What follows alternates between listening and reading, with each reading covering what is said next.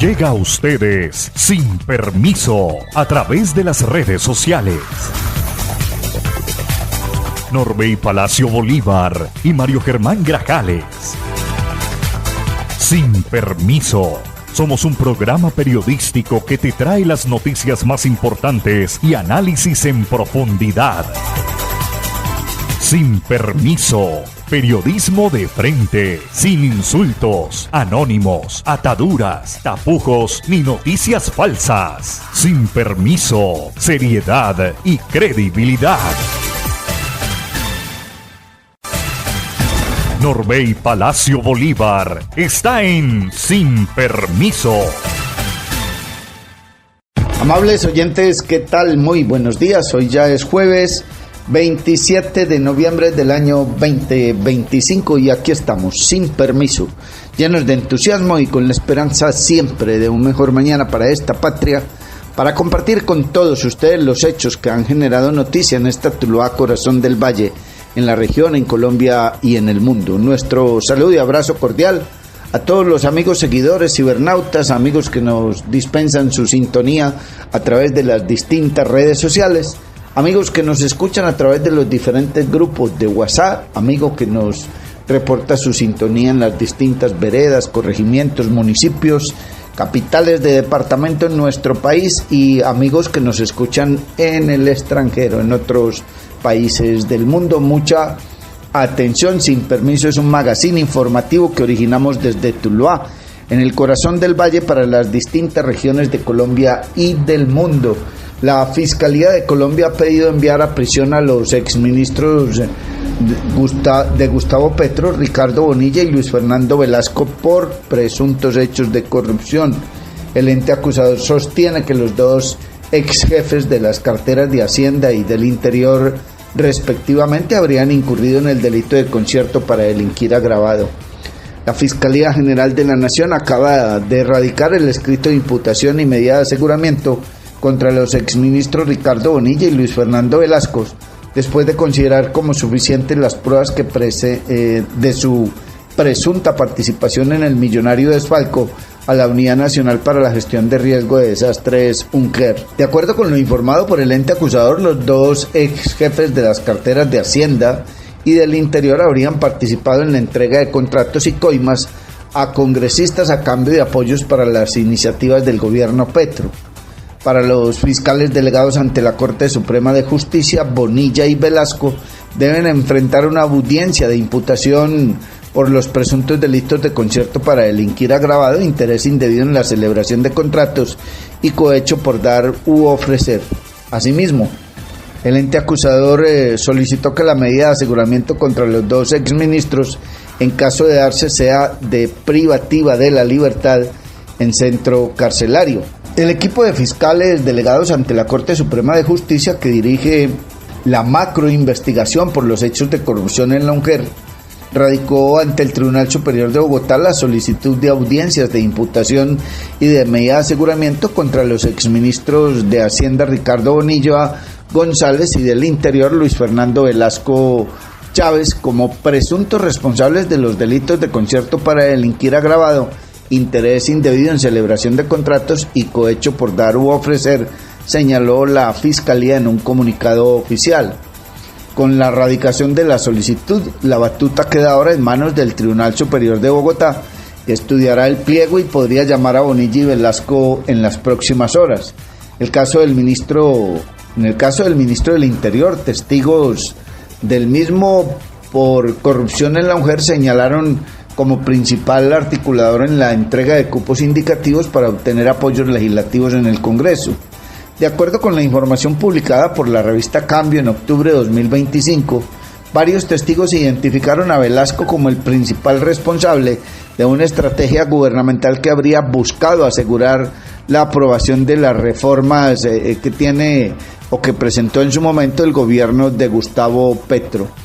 El testimonio de acuerdo con la información publicada por esa revista, habría buscado asegurar la aprobación de reformas mediante asignación de contratos y recursos a congresistas, especialmente al senador Julio Elías Chagüí.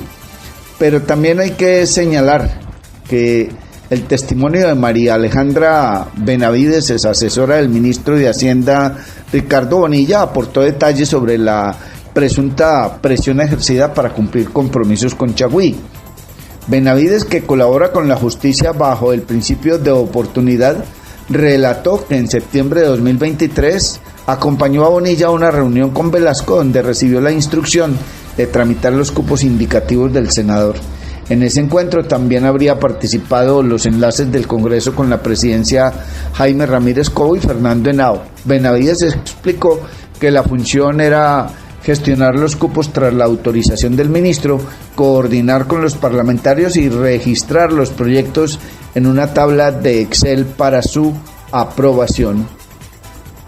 Según el exdirector de la Unidad Nacional para la Gestión de Riesgos de Desastres, Olmedo López, la estrategia de los cupos indicativos se discutió en reuniones en la Casa de Nariño entre noviembre y diciembre de 2023.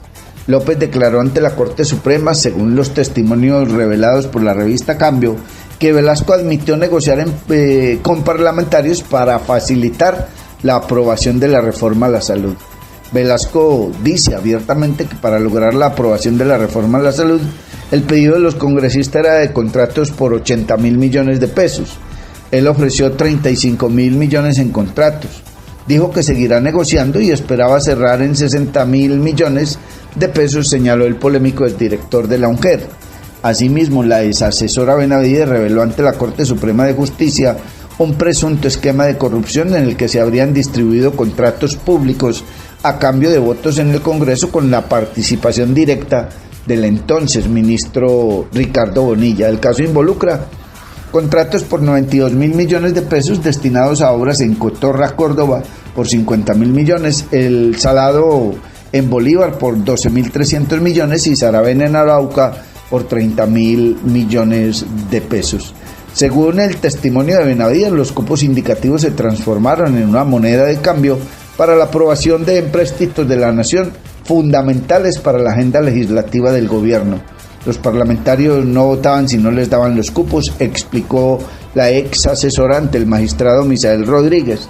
La declaración de Benavides se entregó en el marco de la investigación que lidera contra los congresistas Wadid Mansur, Karen Manrique, Liliana Vitar, Juan Pablo Gallo, Julián Peinado y Juan Diego Muñoz, señalados por participar en la repartición de millonarios contratos de la UNGER.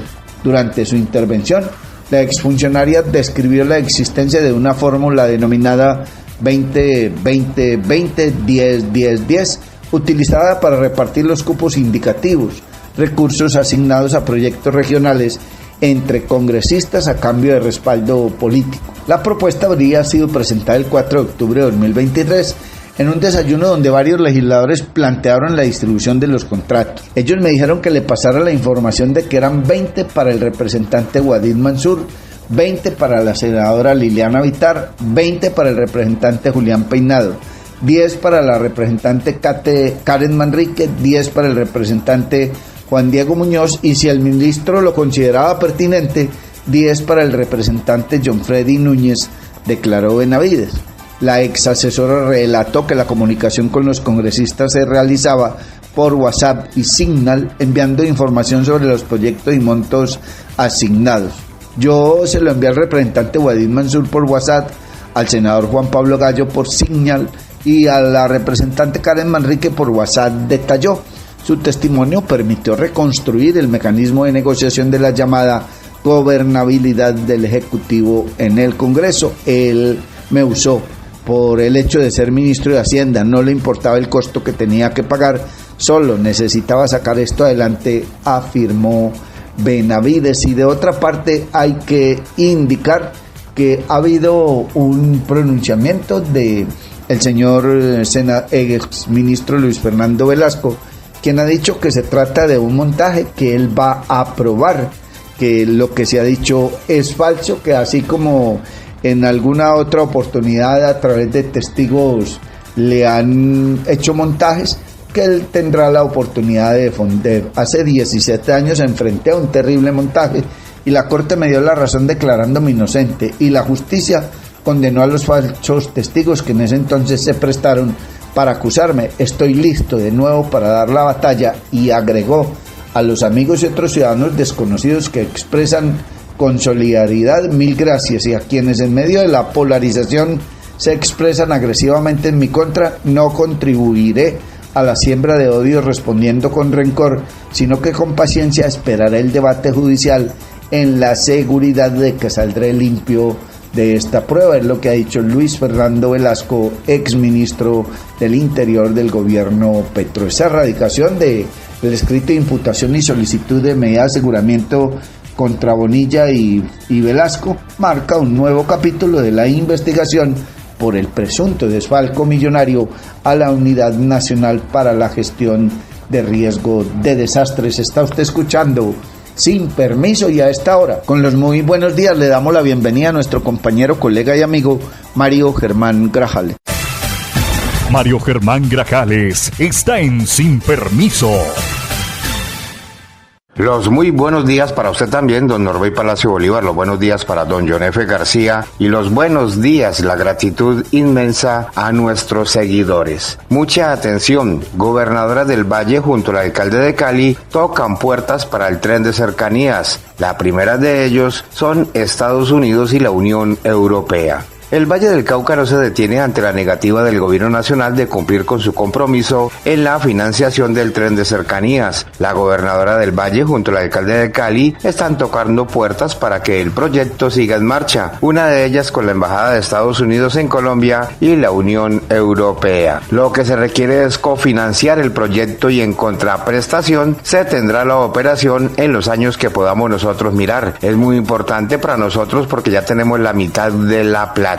La otra parte es que vamos a hacer la factibilidad de la fase 2 y 3, tramos de Cali a Yumbo y Palmira, para lo cual el Banco Mundial con la Corporación Financiera Internacional IFC nos va a dar la mitad de los recursos y Corea tiene cooperación internacional para financiar proyectos importantes en temas de factibilidad. Entonces que también nos apoyen en este proceso, dijo la gobernadora Dilia Francisca Toro frente a los avances de la gestión. En Cali, en el Valle del Cauca, en la industria férrea, pero además en cofinanciar ese proyecto en contraprestación la operación en los años que podamos nosotros mirar, ¿cierto? Eso es muy importante para nosotros, pero ya porque ya tenemos el proyecto, bueno, y ya tenemos la mitad de la plata. Y eso pues iría unido a que nosotros, los recursos nuestros, pues podrían ser también prestados o cofinanciados para nosotros el Eximbank, que sería como la unión. Entonces, ese es como lo más importante que nosotros queremos hacer. Y la otra parte es que vamos a hacer la factibilidad de la fase 2 y 3. El Banco Mundial con IFC nos va a dar la mitad de los recursos. Pero como yo escuché que él tiene cooperación internacional para financiar proyectos importantes en temas de factibilidad, entonces que también nos apoye en ese proyecto, en ese proceso. Entonces son dos solicitudes. Aquí no es porque no salió una cosa, entonces vamos a dejarlo morir, no. Aquí vamos a tener tren de cercanías porque nosotros somos capaces como región, como territorio. Hemos estado invirtiendo, el desarrollo de nuestra región y nuestro departamento ha sido solos en la región porque no hemos tenido apoyo del gobierno nacional. Y pues nosotros no nos quejamos, simplemente hacemos. Y por eso pues decidimos trabajar para que con los amigos, con los aliados, con las personas que hemos compartido tanto tiempo, pues venir a hablar con ustedes para que nos apoyen y nos ayuden en este proyecto que es muy importante. ¿Qué es lo que nosotros básicamente estamos buscando? El tren de cercanías cuesta más o menos 7 billones de pesos sin financiación. Es decir, el costo del tren es de 7 billones. Nosotros ya tenemos 3 billones y medio, pues con las vigencias futuras. Y lo que estamos necesitando es un cofinanciador, una persona que invierta en la cofinanciación a cambio de la operación, pero además de la operación con todo el desarrollo de bienes inmuebles que se puede generar alrededor del proyecto. Entonces, pues básicamente estamos como buscando eso. Queremos más que sea europeo o americano, coreano. Pues americano no trabaja mucho en ese tema, pero de todas formas estuvimos con los coreanos esta mañana. Luego fuimos a la embajada americana con el embajador también, y ahorita estamos con ustedes. La Unión Vial Camino del Pacífico y la Agencia Nacional de Infraestructura ANI recuerdan que las condiciones climáticas del corredor Buga-Lobo-Guerrero-Buenaventura son de alta humedad. Por esta razón, para transitar seguros, disminuya la velocidad, encienda las luces, respeta la distancia entre vehículos y usa un parabrisas en buen estado. Nada es mejor que la precaución. En caso de emergencia, comunícate al numeral 180 o al celular 311-441-5479. Servicio 24 horas. Somos la Unión Vial Camino del Pacífico. Vamos más allá. Cuando las lluvias llegan, el agua no tiene la culpa de inundar nuestras calles. Somos nosotros quienes podemos evitarlo. Saca la basura en los horarios establecidos. No arrojes escombros ni residuos a los sumideros. Cada acción cuenta y la tuya puede hacer la diferencia. Cuidar el alcantarillado es cuidar nuestro entorno, nuestra salud y nuestro hogar. Centro Aguas, calidad de agua, calidad de vida. Protegemos la vida de los vallecaucanos, trabajamos por mantenerlos seguros, fortalecemos nuestra fuerza pública e invertimos en inteligencia preventiva. Tus aportes nos ayudan a hacerle frente a la delincuencia. La tasa de seguridad sigue vigente. Gobernación del Valle del Cauca, paraíso de todos. Vive una experiencia mágica con la naturaleza en Macumba, acogedoras zonas sociales, senderos ecológicos, zona de camping, piscina infinita con agua natural y una espectacular vista del Valle del Cauca. Visítanos en la vereda Cristalina, vía a Palermo, a tan solo 2 kilómetros del casco urbano en Trujillo, pasadías y hospedaje. Información y reservas 315-551-0120, 313-743-9042. Encuéntranos en Facebook, Hospedaje Campestre Macumba, Mirador del Valle. Oído, mucha atención, la Asamblea autorizó al gobierno del Valle adquirir el predio donde funcionará el batallón de alta montaña. La Asamblea del Valle declaró como bien de utilidad pública e interés social el predio donde estará ubicado el batallón de alta montaña de Jamundí. Con esto se obtiene además la autorización para la negociación y adquisición de el mismo. El secretario de Seguridad del Valle, Guillermo Londoño, destacó que la aprobación de la ordenanza posibilita la adquisición del predio, que nos permitirá que la nación, a través del Comando de Ingenieros, pueda construir con todas las capacidades que va a proporcionar la Gobernación del Valle el batallón de alta montaña que quedará en la zona rural de Jamundí. Día de hoy, ya en segundo debate, ha aprobado la ordenanza que permite la adquisición de un predio que nos permitirá que la nación, a través del Comando de Ingenieros, pueda construir con todas las capacidades que va a proporcionar la Gobernación del Valle el batallón de alta montaña que quedará en la zona rural de Jamundí, que es la apuesta de la gobernadora Ilian Francisca Toro para contener la expansión de la estructura terrorista del Estado Mayor Central que hace presencia en el Valle del Cauca. De parte de la Asamblea, el diputado Rafael Rodríguez señaló que este predio lo piden los vallecaucanos para que se haga la construcción de este batallón y puedan el Ejército, la Fuerza Pública, combatir de manera contundente a las estructuras criminales que están en ese sector. Que aprobamos el proyecto de ordenanza número 028 en plenaria de la Asamblea Departamental.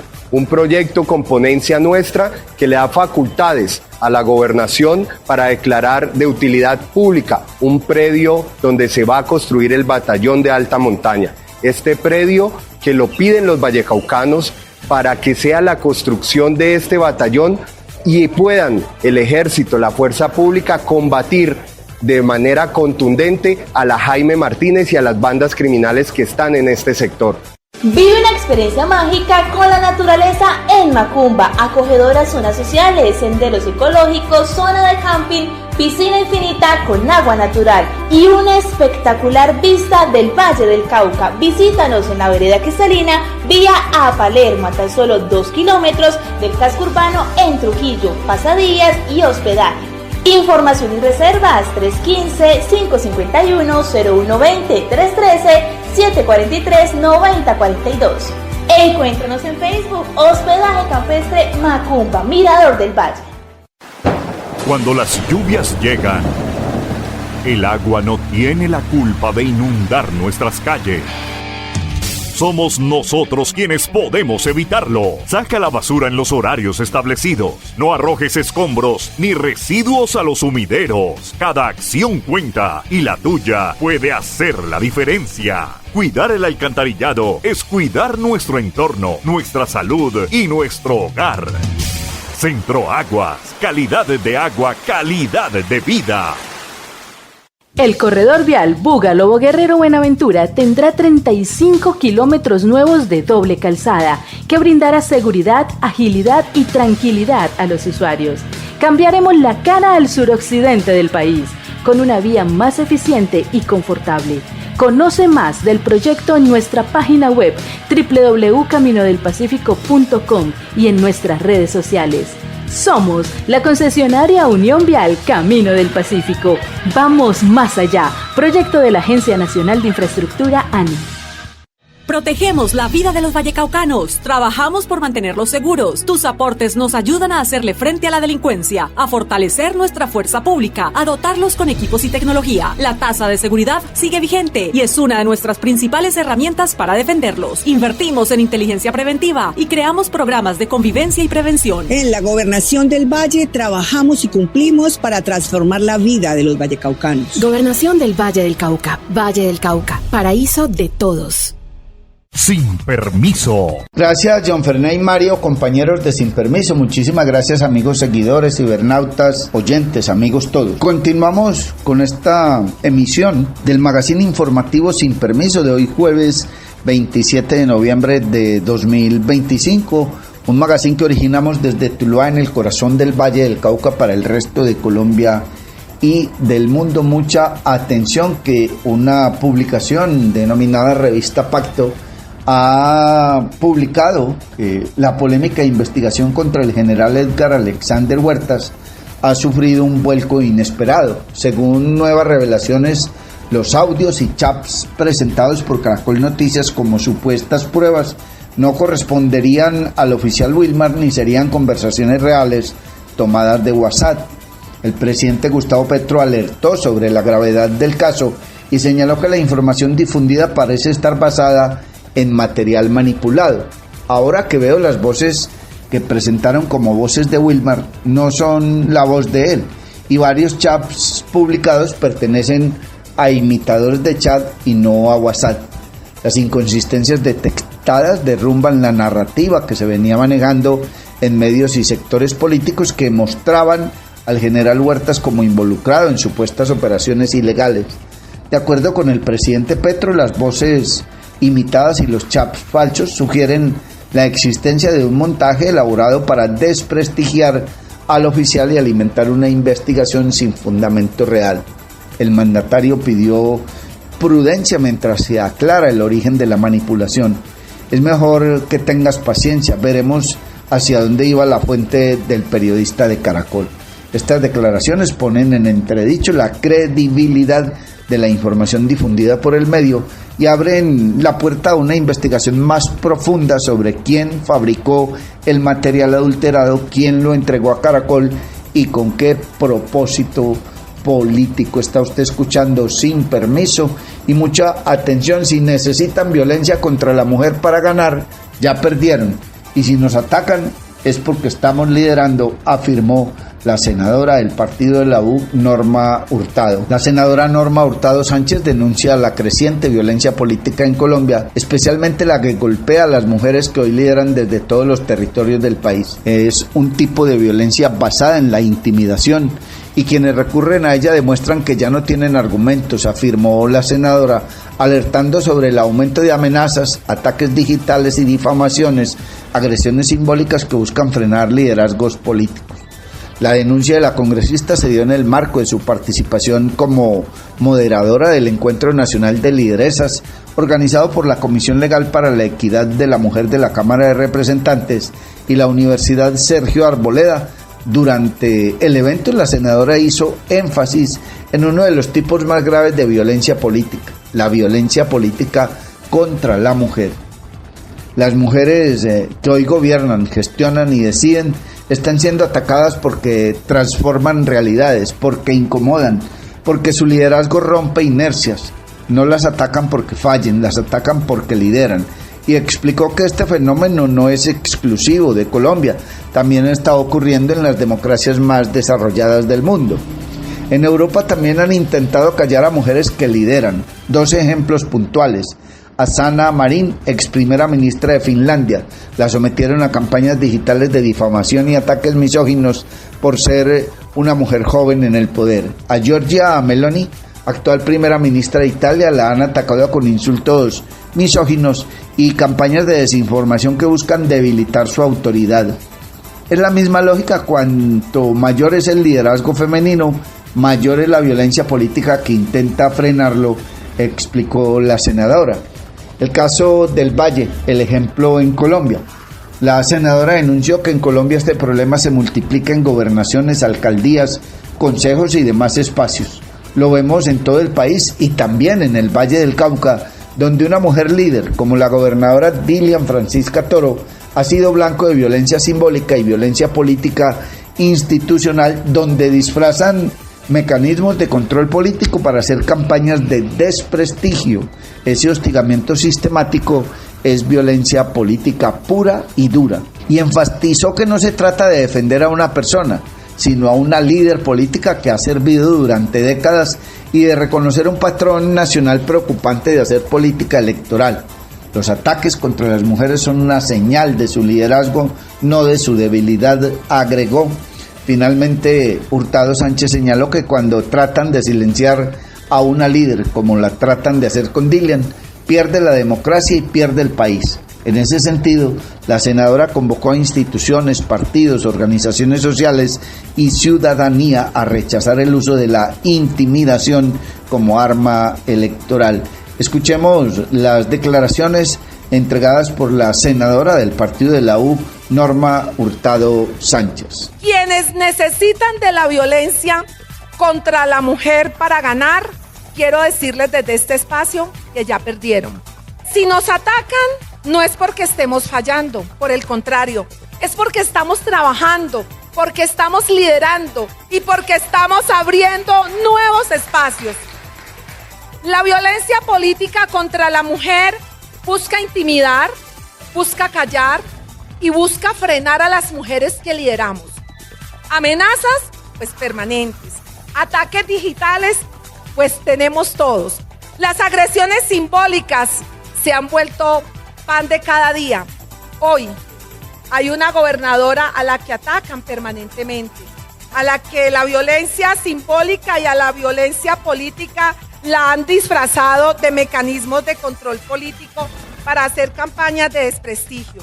Y es por eso, por ella, por nosotras, por ustedes, es que yo hoy desde aquí las convoco para rechazar cualquier forma de violencia a quienes participamos de la política, de la democracia. Pero lo importante es levantarse, lo importante es seguir adelante, lo importante es saber que estamos trabajando por un propósito, y el propósito es que las mujeres podamos estar presentes en los espacios de participación, porque nosotras no vamos a retroceder, no vamos a renunciar. Por el contrario, hoy desde este escenario quiero invitarlas a que sigamos adelante, a que luchemos, a que nos empoderemos y a que digamos, aquí estamos las mujeres de Colombia y vamos a salir adelante. Está usted escuchando Sin Permiso, y a esta hora don Mario Germán Grajales nos presenta más información. Sin Permiso. Continuando con más información, hay que indicar que hoy la prioridad es la vida, dijo la secretaria de Salud ante crisis de EPS intervenidas en el Valle del Cauca. Daisy Zúñiga, madre de un niño de 11 años diagnosticado con leucemia, comparte el drama que viven numerosas familias vallecaucanas debido a la crisis en la prestación de servicios de salud en el Valle del Cauca. Desde hace mes y medio espera autorizaciones esenciales para las citas, medicamentos y transporte médico médico especializado. En su momento nos dieron los medicamentos, las citas al día, pero ya llevamos 1 mes y medio que no me han autorizado todavía las citas. Algunas citas me mandan con otro médico cuando el especialista de él está en la Fundación Valle de Lili. Me gustaría así que las citas de él siempre sean en la Fundación Valle de Lili para que el especialista que lo está mirando a él y que ya tiene todo el caso lo siga mirando, que no nos lo estén cambiando para otras EPS, ya que nos toca empezar el proceso desde el inicio. Entonces sí les pedimos a la EPS también, porque tenemos citas con infectología, citas con el transporte que ahí lo lleva, lo trae, y no nos las han autorizado todavía. Entonces sí le pedimos a la EPS y a toda el ente pues que está encargado de eso y que nos cumplan. La crisis golpea con mayor fuerza a pacientes oncológicos, trasplantados y aquellos con enfermedades huérfanas, quienes requieren atención continua y especializada. No está vacunado, está sin atención, tiene dolores y una gripe que no se le quita. No nos dan respuesta en ninguna parte, aseguró Sheila Mosquera, madre de un menor trasplantado de médula ósea. Para mí ha sido muy complejo porque primero nos tocó que trasladarnos de ciudad y fue un tema, como familia fue muy duro. Después con la EPS hemos tenido problemas, él es trasplantado de médula ósea, en esos momentos no lo han vacunado, está sin atención, está teniendo dolores, está teniendo una gripa que no se le quita, ya lleva 1 año.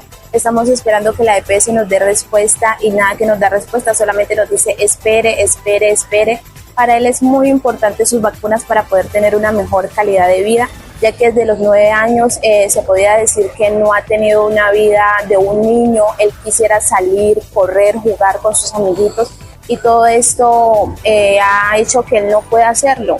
Los medicamentos han sido un tema muy triste para nosotros porque la EPS si nos da para 1 mes, el otro mes no tenemos, nos toca que estar pidiendo, prestando medicamentos a otras mamitas también. Entonces ha sido un tema complejo para nosotros como familia. Esta enfermedad que no la buscamos, fue como dicen por ahí una lotería que nos toca jugarla y seguir ahí, pero pues ha sido complejo para nosotros. Atención comunidad aledaña al corredor vial Búgalo Guerrero Buenaventura. La concesión Unión Vial Camino del Pacífico y la Agencia Nacional de Infraestructura ANI. Recuerda que nuestros únicos canales de comunicación son nuestras redes sociales oficiales en Facebook, X e Instagram y nuestra página web www.caminodelpacifico.com. No te dejes engañar, nuestros servicios y procesos de vinculación laboral son totalmente gratuitos. Si tienes dudas, llámanos al 311-441-5532 o visita nuestras oficinas de atención al usuario. Somos Unión Vial Camino del Pacífico. Vamos más allá. La tasa de seguridad nos permite protegerte mejor. Con estos recursos, el Valle del Cauca cuenta con vehículos nuevos para nuestra fuerza pública, tecnología de punta y programas que fortalecen la prevención y la confianza. Operativiza los corredores seguros que cuidan a nuestros viajeros para que se movilicen con tranquilidad. Gobernación del Valle del Cauca. Valle del Cauca. Paraíso de todos. Cuando las lluvias llegan, el agua no tiene la culpa de inundar nuestras calles. Somos nosotros quienes podemos evitarlo. Saca la basura en los horarios establecidos. No arrojes escombros ni residuos a los sumideros. Cada acción cuenta y la tuya puede hacer la diferencia. Cuidar el alcantarillado es cuidar nuestro entorno, nuestra salud y nuestro hogar. Centro Aguas. Calidad de agua, calidad de vida. Vive una experiencia mágica con la naturaleza en Macumba, acogedoras zonas sociales, senderos ecológicos, zona de camping, piscina infinita con agua natural y una espectacular vista del Valle del Cauca. Visítanos en la vereda Cristalina, vía a Palermo, a tan solo 2 kilómetros del casco urbano en Trujillo, pasadías y hospedaje.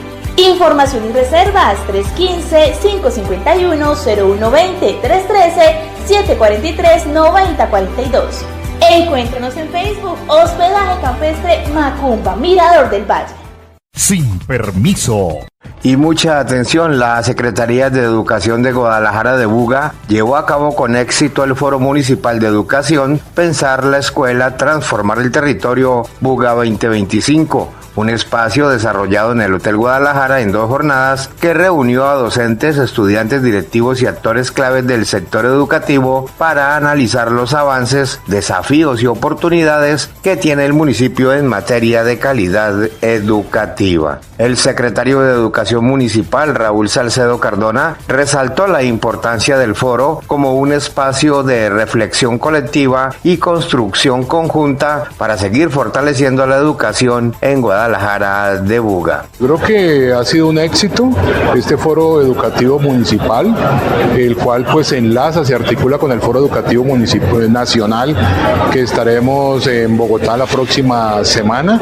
Se han evidenciado experiencias significativas en las diferentes instituciones educativas, una muestra de liderazgo de nuestro magisterio, un esfuerzo en común con alumnos, padres de familia, directivos docentes, donde pues algunos se quedarán en lo local y otros han sido seleccionados para ser mostrados a nivel nacional. Excelentes reflexiones pedagógicas que desde la autocrítica y desde la articulación con los diferentes actores de la educación, pues también se toman bastantes reflexiones que van a ser tenidas en cuenta dentro de la planeación educativa del periodo 2026 y dentro de los planes de mejoramiento que estaremos construyendo de manera conjunta con nuestras instituciones educativas y con sus rectores. Pues hombre, yo creo que los números hablan por sí solos. Ya tenemos los resultados de las pruebas Saber 11. Buga se mantuvo como el segundo mejor municipio en el Valle del Cauca. Esto no es gratis, yo creo que el esfuerzo que ha hecho el plan de desarrollo, la doctora Carol Martínez, desde el liderazgo en lo administrativo, en lo económico, aprobado por el Consejo Municipal, ahí se están viendo los resultados. Esfuerzos como el de incorporar también a los alumnos del grado 10º en la preparación del ICFES, eso hace que se sume semanas, meses, para que, sumado a la preparación de que le corresponde, ya cuando están en 11, pues los resultados hoy ya se están viendo.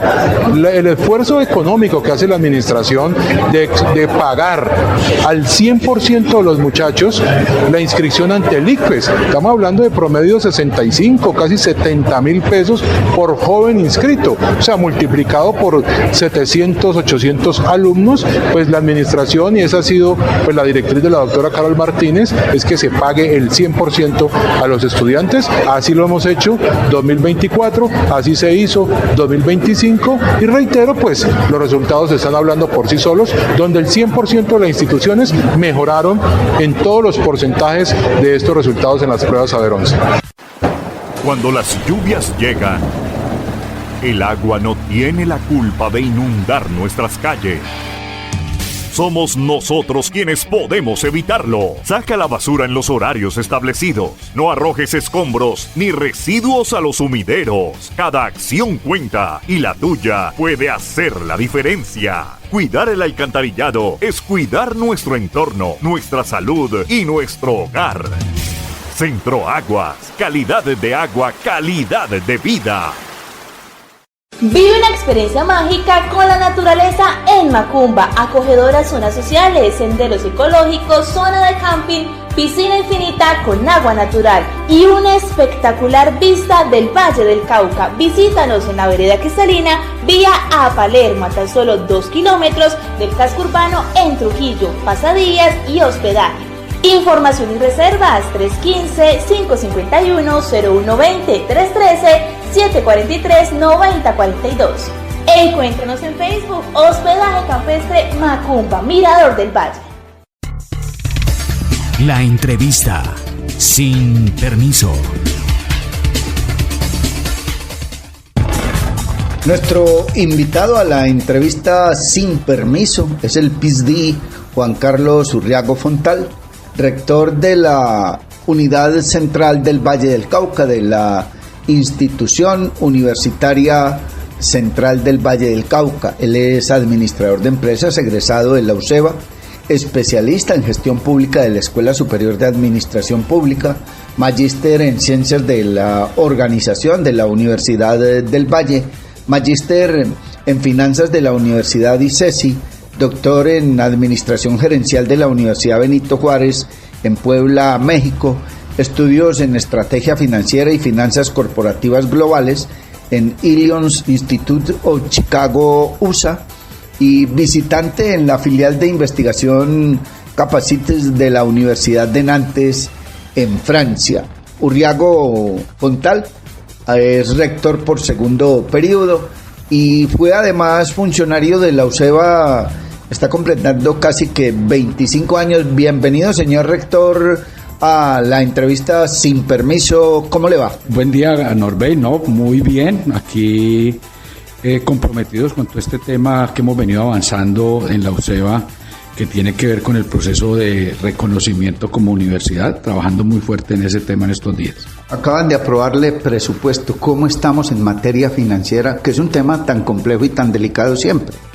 Bueno, Norbey, hoy la UCEBA, por fortuna para nosotros, después de los temas de gratuidad de la educación superior, además de las gestiones que se han hecho a través del gobierno nacional, pues tenemos un presupuesto que está por los 112.000 millones de pesos, pesitos más, pesitos menos, que obviamente ha implicado en estos casi 5 años que llevo yo aquí, casi que triplicar el presupuesto de la UCEBA. Yo llegué, estábamos por los 32.000, 33.000 millones de pesos.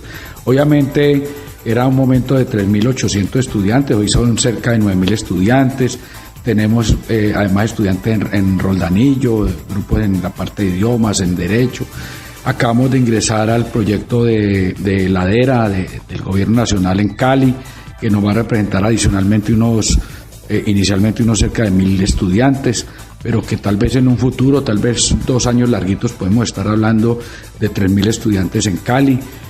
Vamos para UGA con la licenciatura en Educación Física, estamos esperando una aprobación del Ministerio, y seguramente también con Derecho, esos serán alrededor de 800 estudiantes en UGA. Estaremos en Dagua con 3 programas, estaremos en Calimadien con 2 programas. Eso en muy corto plazo serán alrededor de 12.000 estudiantes en UCEBA, pues que es una cifra ya de una institución universitaria bastante grande en el Valle del Cauca.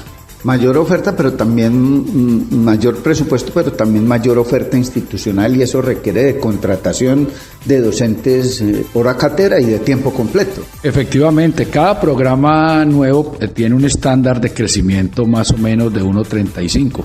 ¿Qué quiere decir eso? Que por cada programa, en cada programa académico que haya un grupo de 35 estudiantes, deberá haber un docente de tiempo completo. Y adicionalmente, pues el complemento de hora cátedra. Normalmente un programa, digamos, nuevo, bien estructurado, con estándares de alta calidad, tiene 10 docentes, más o menos son 350 estudiantes por cohorte, entonces son 10 docentes de planta, pero adicionalmente hay el complemento que pueden ser alrededor de 30 a 35 docentes catedráticos. Es un estándar normalmente de un programa académico. Eso nos implica Roldanillo, eso nos implica UGA, nos va a implicar Cali y estas otras ciudades, porque es parte, digamos, de los compromisos que asumimos como en el gobierno, ¿no? Y que nos han permitido ciertamente aumentar la parte presupuestal y ir consolidándonos económicamente, porque eso nos ha representado a nosotros mayor matrícula. Por fortuna, la UCEBA durante toda su existencia ha sido muy respetuosa de los costos en educación superior y los hemos hecho valer ante el gobierno. Cada que nosotros presentamos una matrícula que crece en términos de salarios mínimos, pues defendemos que nosotros atendemos a los costos de educación superior, y eso ha implicado pues que vamos creciendo en el presupuesto. Y lo fundamental es que esos recursos que hoy llegan por gratuidad ya se volvieron recursos recurrentes para la UCEBA. O sea, ese presupuesto de más o menos 80.000 millones de pesos que pueden llegar del gobierno nacional son recursos que ya no van a disminuir. ¿Hoy cuántos programas oferta la UCEBA? En Norbey hoy estamos por 8 programas de posgrado y tenemos 22 programas de pregrado. O sea que hemos crecido de una manera muy significativa y estamos esperando que de aquí al 15 de diciembre deben estarnos llegando un programa más de posgrado, tal vez 2 de pregrado, que es el programa en administración pública y el programa en regencia de farmacia, que pues ya pasó por visita de pares del ministerio y estamos esperando la resolución del viceministro de Educación Superior. ¿Cuáles son los programas que cuentan hoy con la gratuidad por los recursos que les gira el gobierno? El 100% de los programas de pregrado son recursos de gratuidad, y de esos el 98% de los estudiantes están en el programa de gratuidad. Algunos que son de estrato 5 o 6, pues, o 4, 5 y 6 no los cubre, pero ya son muy pocos, tal vez unos, del total de estudiantes, tal vez unos 200, 250 estudiantes son los que pagan, o porque ya han hecho alguna carrera aquí en institución o en otra, o porque son de estrato 4, 5 y 6. De resto, de los 8.000 y pico estudiantes que tenemos, están el 98% en gratuidad en pregrado. Señor rector, ¿qué requisitos debe llenar, debe cumplir un aspirante a esos programas de gratuidad? Norbey, el requisito es básicamente el ICFES, que haya tenido un buen ICFES, porque la competencia inicia con el ICFES, presentar su documento de CISBEN, no haber tenido una carrera previa a nivel profesional. Si es una carrera técnica o tecnológica, puede acceder a gratuidad, pero si ya tiene un título profesional, el ministerio no le cubre. Eso es para las personas que no tienen título profesional. Y hoy por hoy, o presentar el CISBEN entre A1 y C17, o el estrato 1, 2 y 3. Esos son los requisitos fundamentales para acceder a gratuidad. Uno de los temas muy importantes de la UCEBA han sido los convenios interinstitucionales. Tomás Uribe, por ejemplo. ¿Cómo está ese tema? Y seguimos consolidando los convenios. Hoy tenemos muchos convenios, no solamente nacionales, sino internacionales. En el Tomás Uribe tenemos el convenio de prácticas de docencia a servicio, que es donde van los estudiantes de medicina, enfermería, psicología. También tenemos un convenio para prácticas ya de estudiantes de otros programas de ingeniería, en temas de calidad, por ejemplo, ingeniería industrial. Estamos con el Hospital San José de Buga, estamos con la Clínica San Francisco. En algunos momentos, cuando hay disponibilidad, estamos con el Hospital Departamental en Cali. Eso depende de Univalle. Entonces, si Univalle no completa el cupo, nos dan 3 o 4 o 5, hay veces 15 cupos. Eso depende del número de estudiantes que tenga para rotar en la parte de salud de la Universidad del Valle. Estamos en el Hospital San Jorge de Pereira, estamos en el Hospital de Ibagué, estamos en el Hospital de Armenia, por ejemplo. Son diferentes convenios que hemos ido consolidando, sobre todo para el internado de los estudiantes. Y para las rotaciones, pues fundamentalmente de formación están los hospitales de aquí del centro del Valle, que son los que acreditamos durante los procesos de registro calificado. Y en este momento estamos trabajando ya muy fuerte para lograr volver a acreditar el Hospital Rubén Cruz Vélez, donde queremos llevar a nuestros estudiantes tanto de enfermería, medicina y psicología a que hagan prácticas de rotación. Consultorio jurídico y semilleros de investigación. Lo veo que usted cada rato nos cuenta noticias muy positivas de este tema. El consultorio jurídico consolidado, porque obviamente el consultorio ha sido uno de los baluartes de la UCEBA a través de los años, pues no en vano fue el primer programa académico, fue Derecho, y un consultorio que hoy sigue recibiendo reconocimientos por el nivel de acompañamiento que le hacemos a la gente de Tuluá. Son cerca de 4 o 5 mil consultas que se ahorran muchos en Tuluá, porque no tienen que acudir a un abogado, sino que van al consultorio y los acompañan. Hoy, con mayores requisitos, el Ministerio del Interior controla la operación del consultorio jurídico y nos obliga ciertamente a mantener un nivel de consulta y un nivel de respaldo a esas personas que vienen a consulta, en las demandas, en el acompañamiento ante los jueces, etcétera, etcétera. Ahí mantenemos una dinámica muy fuerte, vuelvo y te digo, ese es uno de nuestros baluartes, pero además no solamente en Tuluá. Tenemos un consultorio en la sede que nos entregó la SAE en Buga, un consultorio que viene consolidando más de 1.000 consultas tan solo en estos primeros 5 o 6 meses que llevamos con la nueva sede, y que sigue creciendo. Casi que tenemos un consultorio del mismo tamaño en Buga que el que tenemos en Tuluá, y algunos en Roldanillo, en Zarzal, porque nos piden también acompañamiento en esos temas de consultorio jurídico. Los semilleros de investigación creciendo, lo mismo que los grupos de investigación, 17 grupos de investigación consolidados, todos ya categorizados en MinCiencias. El que menos nos quedó categorizado esta semana, sale ya el documento final de MinCiencias, pero el que menos fue en C. 3 grupos en A, que es un hito institucional, la primera vez que la UCEBA tiene 3 grupos de investigación categorizados en A, que es la alta investigación, y el resto categorizados en B. Y dimos un salto altamente importante y cuantitativamente, pero también en calidad, que fue que pasamos de 38 docentes categorizados por MinCiencias, que se llaman verdaderamente investigadores. Solamente el que se categoriza ante MinCiencias es investigador. Pasamos a cerca de 110 profesores categorizados. Es un salto que hoy precisamente en Norbey, que tenemos en la reunión de la red Colsi aquí en la UCEBA, pues fue muy bien visto por toda la gente que vino a nivel nacional a ese evento. Estaban aterrados que cómo habíamos hecho para llegar a ese estándar. No fue fácil cuando la mayoría de las instituciones perdieron categoría de grupos, y fuera de eso perdieron muchos investigadores de categoría. Nosotros por el contrario crecimos, pero eso obedece, Norbey, al trabajo que hemos venido haciendo desde la Vicerrectoría de Investigaciones y al apoyo institucional al trabajo de los investigadores en proyectos de cáncer, en proyectos de biomédica, en proyectos sociales que tienen impacto en la región.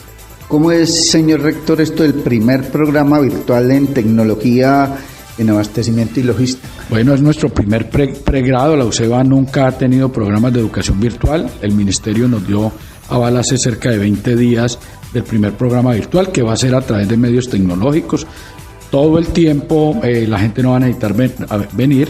El modelo de nosotros es el modelo Exinde, que es un modelo propio que hemos ido desarrollando para educación virtual, donde los estudiantes, a pesar que es virtual, van a tener el acompañamiento en todas sus sesiones de un docente de cada área que se va a dictar allí.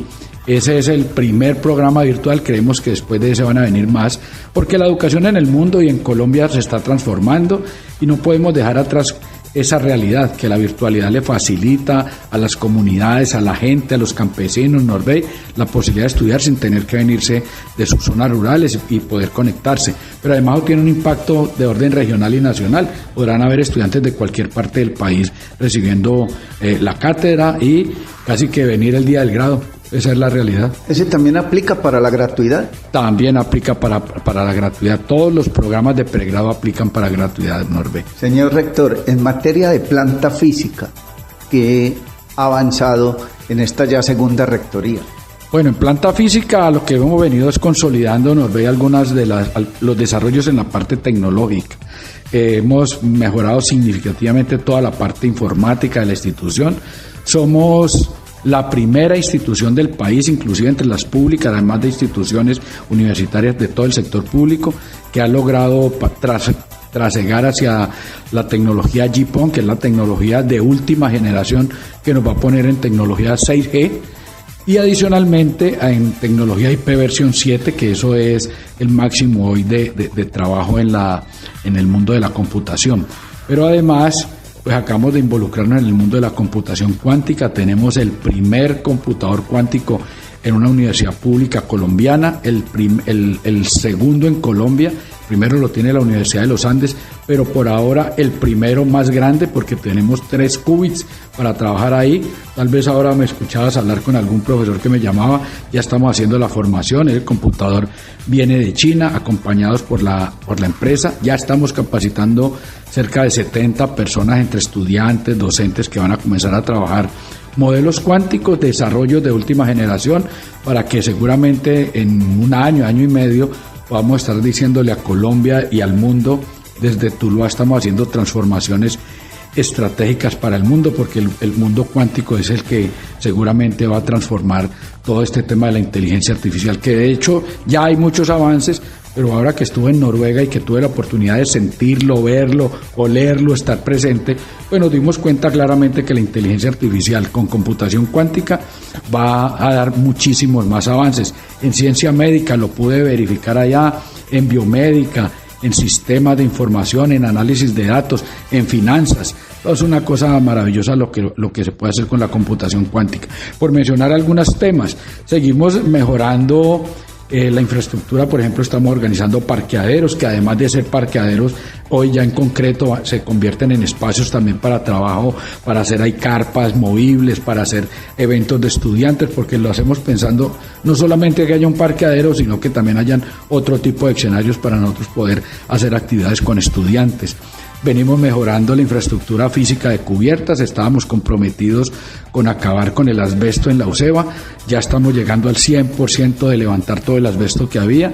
En este final de año, yo creo cuando lleguen los estudiantes de Contaduría, Ingeniería de Sistema, encontrarán el bloque B completamente renovado, se les cambió la cubierta, aires acondicionados, en fin, todo ese temita lo seguimos haciendo porque hay que conservar la infraestructura. Hay veces la gente uno le dice, ¿por qué no tumban? Le digo yo, pues porque tumbar un edificio que vale 3.000 millones de pesos no lo reconstituimos con 10.000 o 12.000 y no tenemos los 12.000, entonces es mejor pues hacerle el mantenimiento, cambiar las cubiertas, a cambiar la parte informática, redes y dejarlo vivible. Tal vez en el futuro habrá la posibilidad de hacer eso. Tendremos con recursos del ministerio muy prontamente el edificio de bienestar, que es donde van a operar los consultorios de los médicos, de los consultorios de psicología, donde atendemos a los estudiantes cuando tienen algún accidente, cumpliendo con toda la norma, porque la idea es certificar esa edificación y donde operarán las 2 vicerrectorías.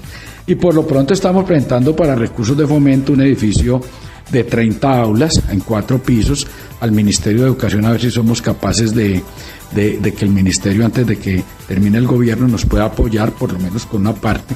Es un edificio de 40 aulas, incluye salas de sistemas, de profesores, y que también tendría un gran auditorio para 1.100 personas, que sería el auditorio más grande que tiene Tuluá y que podemos ponerlo al servicio de toda la comunidad. Señor rector, excúseme, doctor Juan Carlos Urriago Juntal, rector de la Unidad Central del Valle del Cauca, abuso de su tiempo, pero el tema de moda, y me va a excusar la ignorancia y el atrevimiento, pero desde que vengo a entrevistar rectores aquí me han hablado de la transformación de unidad a universidad. Ahora sí, ¿y qué ventajas nos trae? Bueno, la verdad es que sí, hemos hablado por ahí en el año 2004. Vale la pena recordar que en el año 1971 la UCEBA nace como universidad. Yo lo contaba en el consejo y lo cuento a las personas que están aquí. Nació como universidad. De hecho, el acuerdo habla de la Universidad Central del Valle del Cauca. Solo que en el año 79-80 sale una norma, cuando estaba el ministro Rodrigo Lloreda Caicedo, que casualmente fue el que le entregó en su momento la posibilidad a la UCEBA de sus aprobaciones completamente legales, los 5 programas que habían. Él saca una norma al ministerio de esa época y pues había la obligatoriedad de tener 5 facultades, pero una facultad a criterio del ministerio en esa época no se configuraba con un solo programa académico, y la única que tenía más de 2 programas era la Facultad de Educación, que tenía Sociales y Educación Física. Los otros eran Derecho, Administración y Contaduría. Luego no cumplimos, pero el ministerio lo que hizo fue que devolvió hizo mediante ese decreto de ese momento, convirtió de un brochazo, digámoslo de la manera, a todas las instituciones que no cumplieron, no las cerró, sino que las denominó instituciones universitarias de educación superior. Y nosotros quedamos ahí. Después vino la Ley 30, ratifica ese decreto, ya lo ratifica en la Ley 30 y hace la división entre universidades como establecimientos universitarios autónomos y las instituciones universitarias, las técnicas, profesionales y tecnológicas. Nosotros quedamos ahí en las instituciones universitarias. Luego vienen los desarrollos de la Ley 30 y por ahí en el año 2000 pues siguen ratificando y salen ya las normas de qué se requiere. La UCEBA hizo su trámite en su momento. Israel Moreno en el año 2003 tiene las sensaciones de que podíamos ser universidad, porque hubo un momento en que se pensaba que esto era un tanto político. Entonces estaba Rafael Palao Papá precisamente en el Congreso y varios congresistas muy relacionados con Tuluá, y creímos que era el momento. Pues el ministerio, la verdad es que el Ministerio de Educación es de los ministerios que, dada la gran cantidad de escenarios que hay que abordar, el CESO, el CNA, un poco de esta ley, que son esencialmente académicos, pues nos estrellamos con un muro. Yo participé de ese proceso y varios de los que estamos aquí, porque pues aunque Rafael Palao Papá nos acompañó y fue y habló y hizo mucha gestión, pues nos encontramos con que no cumplíamos por básicamente 2 factores estructurales, porque no había respaldo financiero y porque la investigación era incipiente y no nos podíamos decir mentiras. Era muy difícil compararnos con Univalle, con la Nacional, que queramos o no, son las comparaciones que hacen el ministerio cuando va a convertir una institución en universidad. Hemos trasegado todo este tiempo. Jairo hizo un trabajo importante, que se consolidaron ya las facultades. Cada facultad tiene mínimo 2 programas. La que menos tiene hoy es la Facultad de Educación y tiene la licenciatura en Educación Infantil, la licenciatura en Educación Física, la licenciatura en Ciencias Sociales, tiene 3 maestrías, tiene especializaciones, etcétera. Entonces ya están consolidadas. Hemos avanzado en investigación, como te lo contaba ahora, hemos avanzado en internacionalización, hay una infraestructura física envidiable, lo reconocen todos los pares, el mismo ministerio cuando ha regresado, cuando vienen, cuando nos visitan, que es una cosa bien particular, porque cuando llegan muchos nos buscan en la casona del centro. La gente nunca se alcanza a imaginar que la UCEBA sea este predio de casi 20 hectáreas, que tengamos la granja de 3 esquinas, que tengamos el Bijal, donde tenemos un proyecto de café maravilloso, donde vamos a acompañar a los campesinos en una cosa muy linda que estamos desarrollando allá, que tengamos en San José esas otras 14 hectáreas, que tengamos los predios de Buga, el de Roldanillo. Entonces, cuando ya la gente se da cuenta de eso, ciertamente dicen, no, pues aquí hay una universidad, pues en términos de infraestructura. Pero también tenemos procesos de acreditación de alta calidad, nuevos programas, tenemos más programas que varias de las universidades que hay en el país, tanto a nivel de pregrado y posgrado. Hicimos un análisis y dijimos, después de una visita de pares, venga, después de todas estas apreciaciones tan bonitas, pues tenemos una oportunidad. Y le preguntamos a la red TTU, que es la red a la que pertenecemos pública de instituciones de educación superior, que cómo nos podrían acompañar. Y efectivamente ellos iniciaron las pesquisas. Yo hablé con el ministro, con el viceministro, me dijeron, hágale, que el gobierno tiene el interés de tener nuevas universidades o de que se transformen. Sin embargo, hay que cumplir 17 documentos muy importantes que tienen que ver con todo el funcionamiento institucional, entre ellos el acuerdo municipal que autoriza. Es un tema constitucional. La entidad que te crea es la entidad que te transforma. A nosotros nos creó el municipio de Tuluá a través de un acuerdo. ¿Quién nos transforma? Pues el municipio de Tuluá a través del Consejo Municipal. Ese es el principio constitucional. Y nuevos estatutos, nuevo estatuto profesoral, nuevo estatuto general, estatuto de investigación, de proyección social. Bueno, son 17 documentos que van a evaluación del ministerio y que traen unos beneficios. Lo primero, hoy como institución universitaria no podemos ofrecer sino especializaciones, pero todo el mundo le pregunta a uno por las maestrías. Podemos ofrecer algunas maestrías si los programas están acreditados. En tanto las universidades no lo requieren, no requieren acreditarse, porque la acreditación es voluntaria, pero genera unos costos importantes. ¿Por qué? Porque implica hacer unos planes de mejoramiento que quien es universidad, así no esté acreditado, no necesita hacerlo.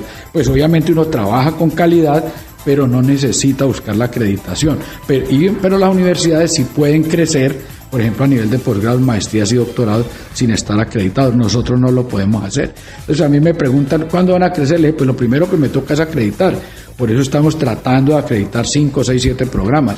Porque de todas maneras hay que hacer la apuesta por las maestrías y los doctorados. Si hoy como institución el Estado colombiano, el ministerio le gira, hipotéticamente hablando, 80.000 millones, si somos universidad, ¿cuánto podría llegar también hipotéticamente hablando? Bueno, ese es uno de las grandes discusiones y ahí es donde está realmente el quid del proceso de transformación.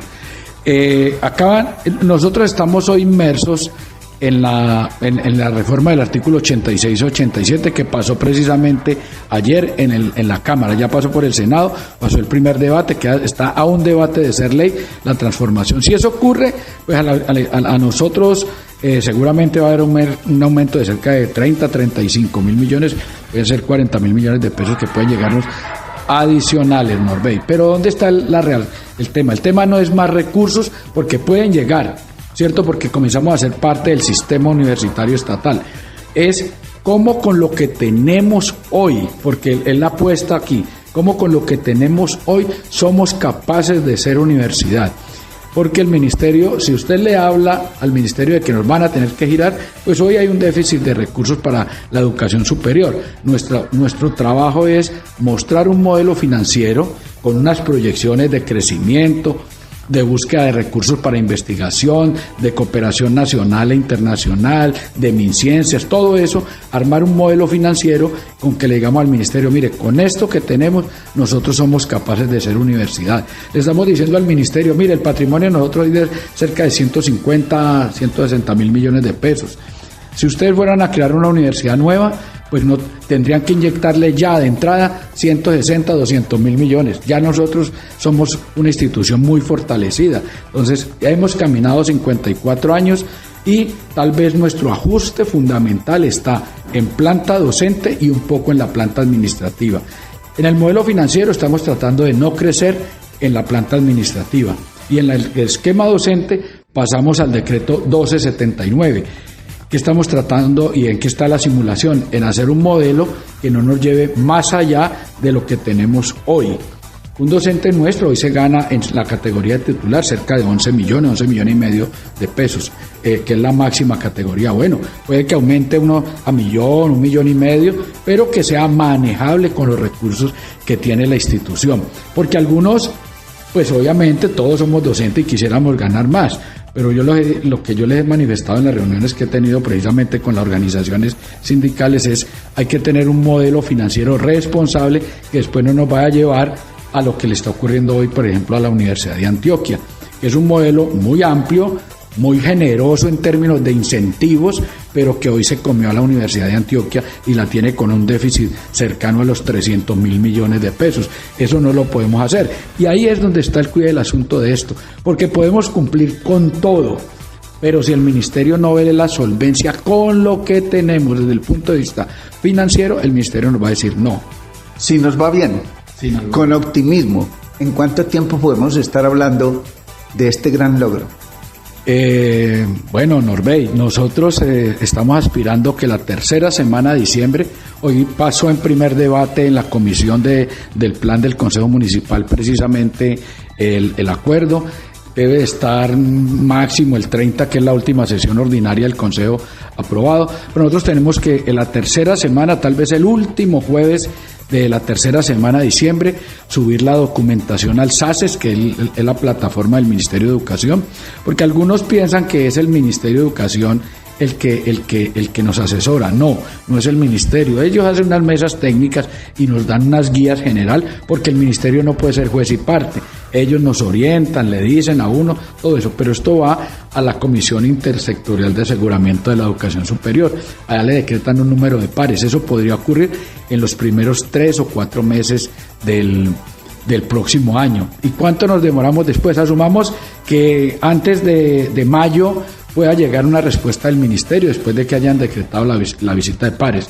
Viene un año, tiene un proceso de por lo menos un año más o menos que puede durar la transición, un año, año y medio, porque hay que comenzar a aplicar todo lo que dijimos en estos documentos paulatinamente. Por ejemplo, el acuerdo municipal, les toca volver al Consejo Municipal a decir, nos dieron, el acuerdo queda en firme, porque hoy fue con condición resolutoria, queda en firme y el Consejo Municipal tendrá que decir, bueno, queda listo que el acuerdo tomó vigencia. Aquí interiormente nos toca trabajar y trasegar en ir modificando la planta docente, la reacomodación de los docentes, en qué categorías van a quedar, etcétera. Y ya cuando tengamos todo eso listo, ese día se da el gran paso a decir, desde hoy dejamos de ser institución universitaria y somos universidad. Así el ministerio haya proferido la resolución, porque la condición del ministerio es que hay una transición y ellos evalúan de ahí en adelante a través de la Dirección de Inspección y Vigilancia el paso a paso, porque es un proceso tan delicado en términos de que puede afectar personas, un docente puede ser afectado. Entonces el ministerio ejerce una vigilancia milimétrica sobre eso. Lo mismo sobre recursos. ¿A dónde están los recursos? Ustedes dicen que la estampilla, el próximo año ya algunos congresistas de la bancada parlamentaria del Valle, con los que he estado conversando, pues se van a hacer cargo de ampliarnos a unos 200.000 o 300.000 millones de pesos la estampilla Proceva. Estamos en ese camino. Ya comencé a hablar con algunos, la próxima semana tengo aquí reunión con otros para que el ministerio diga, mire, hay otros recursos que apalancan la transformación, que son los de estampilla. El municipio de Tuluá, pues no le estamos pidiendo, todos conocemos que el municipio de Tuluá nos da el 2%, pero también uno sabe la realidad del municipio, hay unos compromisos sociales muy grandes con la comunidad, entonces pues decirle al municipio que se haga cargo de 20.000 o 10.000 millones de pesos, pues es complejo, puede que haya un aporte para un edificio, para alguna cosa, como ha ocurrido en algunos momentos en el pasado, pero no puede haber un ingreso recurrente, porque entre otras cosas, si el municipio se compromete, eso se volverá recurrente por seculón, como ocurre con el 2%. Nunca lo podrán quitar, a no ser que desaparezca la institución.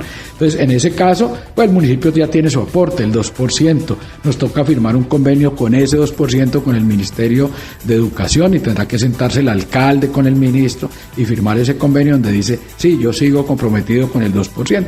Son todo ese tipo de trámites. Yo diría que la resolución puede salir desde aquí al mes de mayo, porque le tenemos pues muy buena expectativa a eso. Y de ahí nos podemos gastar un año y medio más en el proceso de transformación. Pues señor rector de la UCEBA, Juan Carlos Urriago Fontal, muy amable por su tiempo, éxitos y trabajo es lo que le espera. Sí, gracias Norbey, porque aquí hay mucho trabajo por hacer. Yo creo que vamos por un buen camino, es una apuesta que hoy está más cerca que nunca. Yo creo que es un buen momento, no lo podemos garantizar porque esa es una realidad, son muchos los factores, hay factores de carácter financiero, factores de carácter académico, de investigación, de bienestar, de proyección social, pero también hay un factor de carácter político.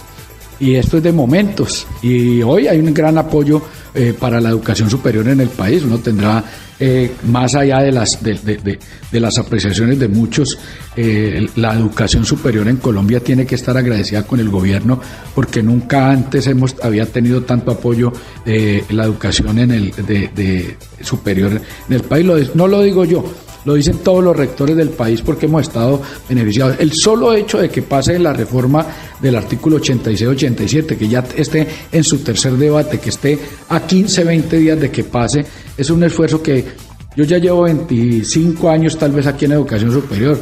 Yo fui director de planeación, estuve peleando con el Congreso hace algunos años cuando la ley de estampilla nuestra, que nos cayó la primera vez, y hemos estado soñando con el artículo 86, sobre todo las instituciones como nosotros. Está a un debate, eso ya es un logro inmensamente grande. ¿Por qué? Pues porque vamos a tener el 0.05 del PIB, que hoy no lo tienen las instituciones técnicas, tecnológicas, universitarias. ¿Qué representa eso? Lo que estamos recibiendo, Norbey, más cerca de 35-40 mil millones adicionales. Eso nos transforma, y uno tiene que reconocer al César lo que es del César. Esas son realidades. Pues se logró, le tocó al gobierno, y pues nosotros hemos estado jugando con todos los rectores públicos del país. A mí me preguntan que yo qué digo de la educación privada. Pues tenemos que coexistir todos, los públicos y los privados. En este Valle del Cauca se gradúan 42.000 estudiantes de bachillerato cada año, y entre todas las instituciones, todos los que estamos aquí, públicos y privados, escasamente somos capaces de recibir 18.000 estudiantes. Todavía tenemos cerca de 22.000, 23.000 estudiantes por fuera del sistema. Tenemos que coexistir. UCEBA va creciendo mucho y acelerando infraestructura, más programas. Yo creo que llegaremos a recibir anualmente cerca de 2.500 estudiantes para llegar a cerca de unos 15.000. Eso todavía dista mucho. Y si le preguntamos a Univalle en Tuluá, pues ellos están construyendo un edificio que les va a permitir recibir alrededor de 2.000 estudiantes. El solo Tuluá gradúa anualmente 2.400 estudiantes más o menos en promedio, y el resto de la región otros 4.000 y pico. O sea, estamos todavía. Entonces aquí tenemos que coexistir los públicos y los privados, pero ciertamente los gobiernos han tenido una deuda con la educación superior desde hace largos años, casi que desde que nació la Ley 30, Y no solamente con las instituciones técnicas, con las universidades, porque la ley 30 favorece a las universidades, me preguntaba de beneficio, pero también se quedaron ya cortos porque pues hay que seguir creciendo y no hay recursos. Ese es un tema muy importante ahora y ahí estamos, Norbey. Muy amable, señor rector, un feliz día. Bueno, feliz día, Norbey, muchísimas gracias. Sin permiso. Protegemos la vida de los vallecaucanos. Trabajamos por mantenerlos seguros. Tus aportes nos ayudan a hacerle frente a la delincuencia, a fortalecer nuestra fuerza pública, a dotarlos con equipos y tecnología. La tasa de seguridad sigue vigente y es una de nuestras principales herramientas para defenderlos. Invertimos en inteligencia preventiva y creamos programas de convivencia y prevención. En la Gobernación del Valle trabajamos y cumplimos para transformar la vida de los vallecaucanos. Gobernación del Valle del Cauca. Valle del Cauca. Paraíso de todos. Entre las cordilleras central y occidental tenemos el principal camino hacia el Pacífico y el mundo. Un sueño que empieza a hacerse realidad gracias al proyecto de infraestructura de quinta generación Buenaventura Lobo Guerrero Buga. Un proyecto de gran dimensión que potenciará el bienestar de las comunidades, la economía, la logística, el desarrollo empresarial y turístico del Valle del Cauca. Somos la concesionaria Unión Vial Camino del Pacífico. Vamos más allá. Un proyecto de la Agencia Nacional de Infraestructura, ANI. Sin permiso. Gracias, compañeros de Sin Permiso. Muchas gracias, John F. Mario. Salud y abrazo a don Ramiro Ospina Arango. Continuamos en este magazine informativo Sin Permiso. De hoy jueves 27 de noviembre del año 2025.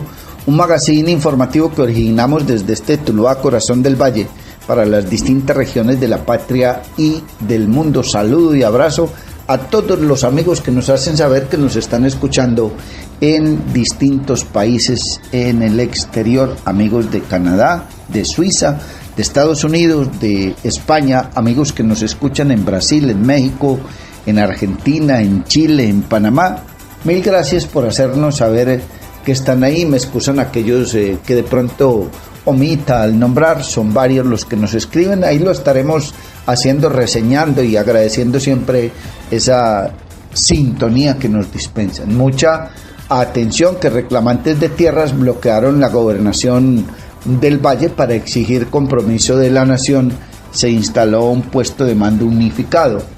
Con la instalación de un puesto de mando unificado para monitorear la situación que se presentó desde el mediodía en la sede de la Gobernación del Valle del Cauca, a raíz de la presencia de reclamantes de tierras que exigen el cumplimiento de compromisos del gobierno nacional, y con la conformación de una comisión especial se busca una salida pacífica a la forma que afecta la prestación de servicios y trámites a los vallecaucanos. El señor secretario de Convivencia y Seguridad Ciudadana del Valle, Guillermo Londoño, precisó que se trata de personas que de forma arbitraria llegaron a los ingresos de las instalaciones de la Gobernación del Valle a prohibir y a restringir la libre locomoción de los ciudadanos, y sobre todo de las personas que se encontraban adelantando trámites al interior de la Gobernación del Valle, pero también a restringir la libre locomoción de los funcionarios que adelantan sus tareas a esa hora. Hacemos un llamado a los ciudadanos que ejercen el derecho constitucional a la protesta para que respeten los derechos de los ciudadanos que libremente estén ejerciendo sus tareas laborales y que estaban adelantando trámites en el edificio de la Gobernación del Valle del Cauca, dijo el funcionario, que advirtió que esto llevó a la evacuación preventiva del edificio. Bajo la instrucción de la gobernadora Dilian Francisca Toro Torres, se instaló el puesto de mando unificado con todas las autoridades, convocando al Ministerio Público y a la Fuerza Pública para poder atender esta situación, pues los manifestantes armaron carpas en la plazoleta de San Francisco. Estas personas aducen tener unas demandas que consideramos son competencia del gobierno nacional. Han manifestado que es un tema de entrega de tierras por parte de la Agencia Nacional de Tierras y de la SAE, entidades del orden nacional. La gobernadora Dilian Francisca Toro reitera la disposición del gobierno departamental de ayudar siempre en la gestión social, pero es claro en afirmar que no tenemos compromisos pendientes con la Minga Cali ni ninguna expresión social que ha venido a protestar, explicó el secretario. Desde el gobierno departamental se solicitó la presencia de los voceros y representantes de las entidades nacionales a cargo del tema reforma agraria y específicamente en la asignación de tierras. Es importante recordar que el pasado 20 de noviembre, tras un espacio de diálogo entre la gobernadora del Valle y campesinos, comunidades indígenas y afrodescendientes de Buga la Grande, Tuluá, Zarzal, Cerrito, Ginebra, Dagua y Buenaventura, entre otros municipios, se envió una carta al presidente de la República solicitando la priorización de las comunidades del Valle del Cauca en la entrega de tierras que están siendo entregadas a personas de otros departamentos. La solicitud a las entidades que tienen competencia y responsabilidad con los temas que demandan las comunidades es a que acompañen y medien con quienes han decidido ejercer su derecho a la protesta para no generar tensiones con los ciudadanos que no quieren protestar y que por el contrario quieren tener una jornada tranquila y seguir laborando normalmente, concluyó Londoño.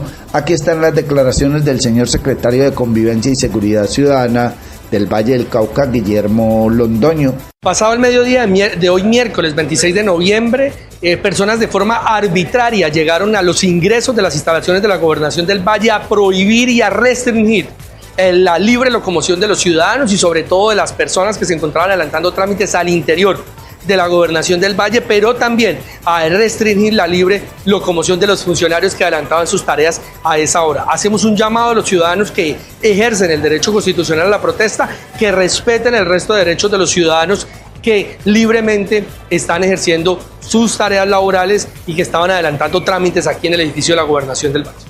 Unas personas denominadas La Minga Cali ha llegado a las instalaciones de la Gobernación del Valle y ha ocupado y se ha instalado en los ingresos y salidas del edificio, una situación que generó una tensión con los funcionarios y los ciudadanos que estaban adelantando trámites en la Gobernación del Valle, por lo cual nosotros, por instrucciones de la gobernadora Ilian Francisca Toro, instalamos el puesto de mando unificado con todas las autoridades, convocamos al Ministerio Público y a la Fuerza Pública para poder atender esta situación. En este momento están instalando carpas en la plazoleta de San Francisco y estas personas aducen tener unas demandas que consideramos son de propiedad y de competencia del gobierno nacional. El gobierno departamental reitera, por supuesto, todos los llamados a la mediación, al respeto constitucional a la protesta, pero también al respeto constitucional de todos los ciudadanos de movilizarse, de trabajar y de, por supuesto, tener una jornada tranquila. Se ha conformado una comisión que esperamos poder dialogar con estas personas. Hasta ahora lo que han manifestado es un tema de entrega de tierras por parte de la Agencia Nacional de Tierras y de la SAE, de entidades del orden nacional. La gobernadora Ilian Francisca Toro reitera la disposición del gobierno departamental, por supuesto, siempre de ayudar en la gestión social, pero es claro en afirmar que no tenemos compromisos pendientes con La Minga Cali ni ninguna expresión social que ha venido a protestar. Estamos en toda la disposición de diálogo, pero reiteramos el llamado a todos los ciudadanos que quieran protestar, de siempre hacerlo de forma pacífica, de mantener el respeto por los derechos humanos de todo el resto de ciudadanos que no quieran movilizarse y que por supuesto no quieran protestar. Pero sí hay una solicitud clara por parte del gobierno departamental y es la presencia del gobierno nacional y de las entidades nacionales que tienen competencia y responsabilidad con los temas que demandan las comunidades y que por supuesto estos acompañen y siempre medien con quienes han decidido ejercer su derecho a la protesta para no generar tensiones con los ciudadanos que no quieren protestar y que por el contrario quieren tener una jornada tranquila y seguir laborando normalmente. Se evacuó el edificio de la Gobernación del Valle por precaución para evitar tensiones entre quienes están trabajando y por supuesto quienes llegan a protestar y a bloquear las vías de acceso. Está usted escuchando Sin Permiso y mucha atención que hoy, de acuerdo con la Gobernación del Valle, se atenderá con normalidad en el edificio San Francisco, garantizando el derecho a la protesta. Tras la contingencia que se presentó en la tarde de ayer en la sede de la Gobernación del Valle del Cauca ante la protesta efectuada por un grupo de manifestantes en la plazoleta de San Francisco, el gobierno departamental dio un parte de tranquilidad a la ciudadanía. Informamos a los vallecaucanos que ayer al mediodía se presentó una situación de protesta por la Minga de Cali. Sin embargo, se han garantizado todos los servicios a los ciudadanos, informó Óscar Armando Trujillo, director del Departamento Administrativo de Desarrollo Institucional DADI. El funcionario agregó que se han tomado medidas de seguridad conjuntamente con el secretario de Seguridad Guillermo Londoño. Hemos instalado un PMU garantizando el derecho a la protesta, pero también diciéndole a todos los vallecaucanos que hoy, jueves 27 de noviembre, los servicios se prestarán normalmente. Los usuarios podrán dirigirse a las instalaciones de la gobernación para realizar sus diligencias desde las 7 de la mañana hasta las 12:30 del mediodía y desde la 1:30 de la tarde hasta las 5, prestando los servicios de ventanilla única, pago de impuestos de los demás servicios. Asimismo, podrán realizar sus diligencias y obtener información por las plataformas digitales www.valledelcauca.gov.co. Finalmente, el director del DADI indicó que cualquier novedad se estará informando a través de los canales de la gobernación del Valle del Cauca. Aquí están las declaraciones del director del DADI, Óscar Armando Trujillo. Quiero informarme a los vallecaucanos que al mediodía se presentó una situación de protesta por la minga de Cali. Se han garantizado todos los servicios a los ciudadanos.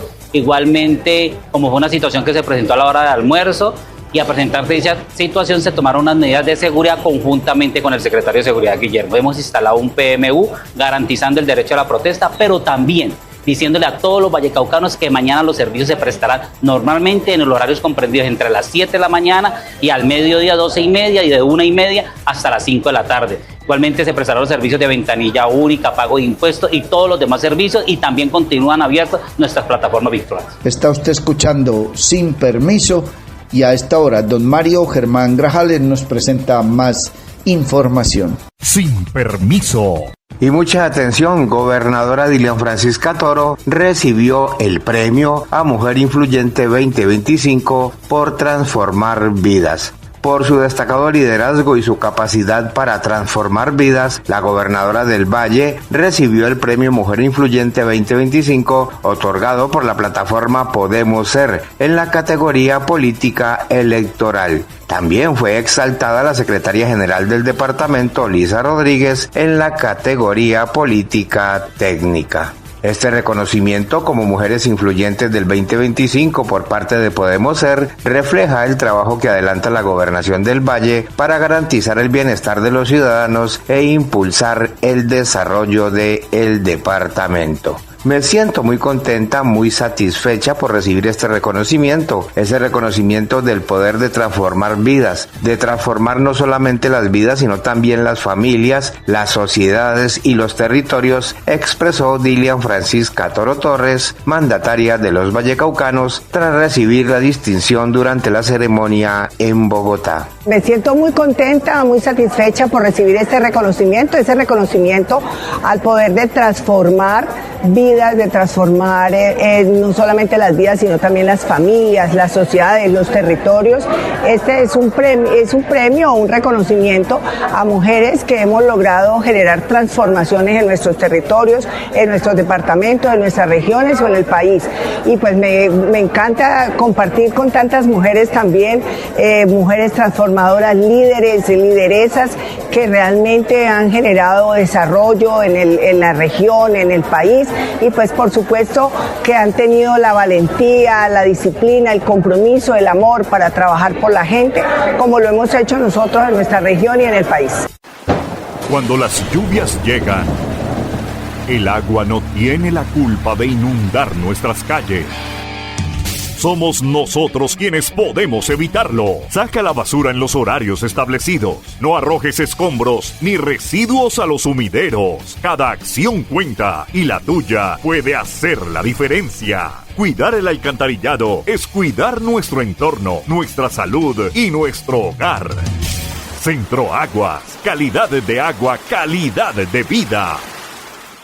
El Valle y Cali sienten la seguridad. Llegó el Raptor. la nueva herramienta que el gobierno departamental pone en nuestras calles con drones de patrullaje remotamente controlados para proteger a los vallecaucanos y enfrentar a la delincuencia. Con tecnología de punta y un compromiso firme, estamos cuidando tu vida y la de tus seres queridos. En la Gobernación del Valle trabajamos y cumplimos para transformar la vida de los vallecaucanos. Gobernación del Valle del Cauca. Valle del Cauca, paraíso de todos.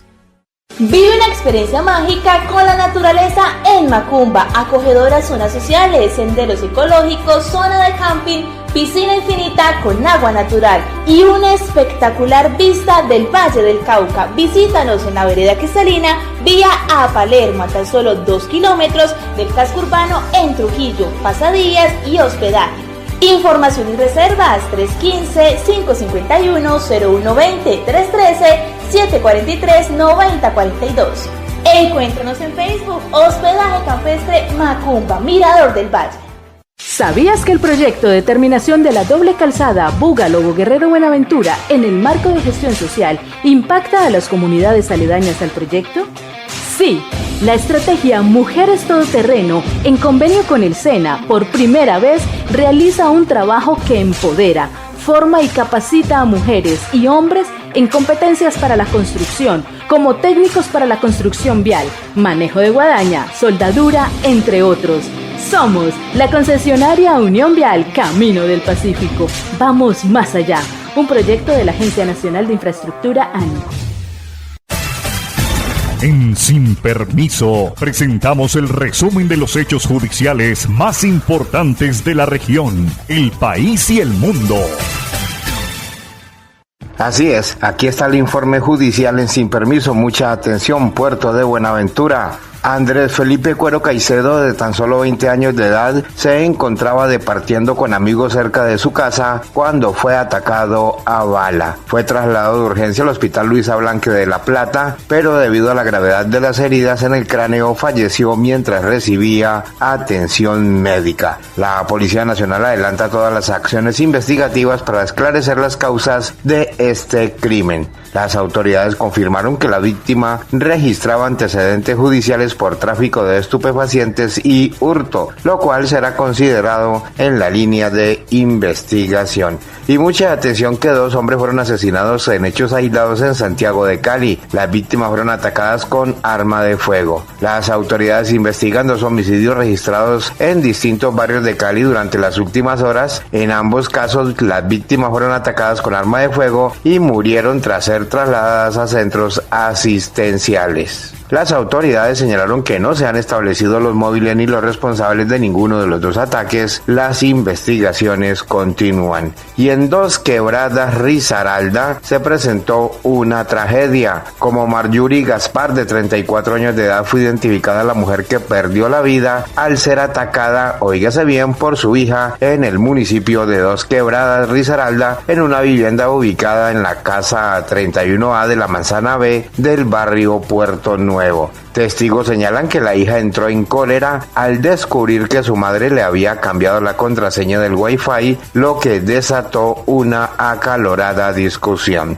La víctima fue trasladada de urgencia en un taxi al Hospital Santa Mónica, donde los médicos confirmaron su fallecimiento minutos después. Y un trágico accidente de tránsito cobró la vida de un joven en la autopista del Café, en un hecho que mantiene consternado al municipio de Circasia en el Quindío y a toda la comunidad universitaria. La víctima fue identificada como Branier Alejandro Gutiérrez Osorio, de 18 años, estudiante de Ingeniería Civil de la Universidad del Quindío y residente del denominado Municipio Libre. El joven había salido de su vivienda minutos antes sin imaginar que sería su último recorrido. De acuerdo con los informes preliminares, Branier se desplazaba en una motocicleta cuando, por causas que aún se investigan, perdió el control en una curva, colisionó violentamente contra la baranda metálica de protección y terminó cayendo a un costado de la vía. La fuerza del impacto fue tal que el deceso se produjo de manera inmediata. Y mucha atención, esto es una situación de no creer y se registró en Guadalajara de Buga. Hay una situación que tiene en alerta y alarmada a la comunidad de Guadalajara de Buga y ha generado gran desconcierto. La familia confirmó que la persona hallada sin vida el pasado 22 de noviembre junto a las canchas del barrio La Ventura fue identificada como Juan Mateo Pizarro Piay, quien según información preliminar residía en el sector de Palo Blanco. Óigase bien, lo insólito del caso es que pese a que el hallazgo fue atendido por las autoridades, el cuerpo no aparece. Según denunciaron sus familiares, quienes exigen respuestas sobre lo ocurrido, versiones iniciales señalan que el hombre habría sido arrastrado por las aguas lluvias ese mismo día, aunque esta hipótesis no ha sido confirmada oficialmente. Hasta el momento las autoridades no se han pronunciado respecto a la desaparición del cuerpo ni han explicado qué procedimiento se siguió después del hallazgo. Entre tanto, la policía y el equipo forense continúan con la investigación para esclarecer los hechos, determinar el manejo que tuvo el caso y establecer qué ocurrió con el cuerpo de Juan Mateo Pizarro Piay. Cosas de no creer. Y mucha atención que los violentos siguen actuando en Tuluá. En la tarde de ayer se registró un hecho sicarial en inmediaciones de la terminal de transporte. Sobre este hecho, muy poca información se tiene porque las autoridades, como siempre, guardan silencio. Por ahora, estos son los hechos más relevantes en materia judicial en Sin Permiso. A los sumideros. Cada acción cuenta y la tuya puede hacer la diferencia. Cuidar el alcantarillado es cuidar nuestro entorno, nuestra salud y nuestro hogar. Centro Aguas, calidad de agua, calidad de vida. Vive una experiencia mágica con la naturaleza en Macumba, acogedoras zonas sociales, senderos ecológicos, zona de camping, piscina infinita con agua natural y una espectacular vista del Valle del Cauca. Visítanos en la vereda Cristalina, vía a Palermo, a tan solo 2 kilómetros del casco urbano en Trujillo, pasadías y hospedaje. Información y reservas 315-551-0120, 313-743-9042. Encuéntranos en Facebook, Hospedaje Campestre Macumba, Mirador del Valle. ¿Sabías que con el proyecto de infraestructura 5G que terminará la doble calzada Búgalo-Boguerrero-Buenaventura tiene una longitud de 128 kilómetros y se dividirá en 21 unidades funcionales? Esto generará más de 6.000 empleos directos e indirectos para la región, beneficiando a los casi 3 millones de habitantes de los 7 municipios del área de influencia. Consulta nuestras redes sociales en Facebook, X e Instagram. Somos la concesionaria Unión Vial Camino del Pacífico. Vamos más allá. Proyecto de la Agencia Nacional de Infraestructura, ANI. La misoginia no siempre grita, se disfraza de chiste, está en las palabras que hieren y en los espacios que excluyen. En el Valle del Cauca estamos llamados a mirar de frente las formas cotidianas de desprecio hacia las mujeres y transformarlas en respeto, empatía y acción. Consultorios Rosa, Código Rosa, consejos de seguridad con enfoque de género y nuestra política pública de igualdad de género nos permiten actuar con respeto y libertad. En el paraíso de todos, la misoginia no tiene lugar. Trabajamos y cumplimos y te cuidamos. Gobernación del Valle del Cauca. Valle del Cauca. Paraíso de todos. Sin Permiso. Muchas gracias, Mario, compañeros, John F., amigos seguidores, cibernautas, oyentes, amigos todos. Entramos así a la recta final de este magazine informativo Sin Permiso de hoy, jueves 27 de noviembre del año 2025. Y antes de entrar en materia noticiosa, queremos seguir agradeciendo a todas aquellas personas que se han vinculado con los regalitos para nuestra campaña de llevar un detalle, un regalito a un niño campesino de Tuluá, robarnos una sonrisa, compartir con ellos un platico navideño y entregarles un detalle con el apoyo, con la solidaridad y con la complicidad de todos ustedes, los que nos han anunciado su respaldo y los que nos hacen llegar su respaldo para estos niños. Gracias infinitas a Centroagua S.A.E.S.P., que hace más de 15 años nos viene respaldando esta iniciativa en los distintos medios donde hemos estado, al abogado Francisco Zuleta, a Raúl Lozano, el popular bocachico radicado en Barcelona, España, a la honorable concejal Consuelo Cifuentes Sánchez, a don Luis Hernán Cifuentes Sánchez, empresario y dirigente político, a la señora gobernadora Dilian Francisca Toro Torres, a Asados La Chama, doña María Eugenia de Bugalagrande, muchas gracias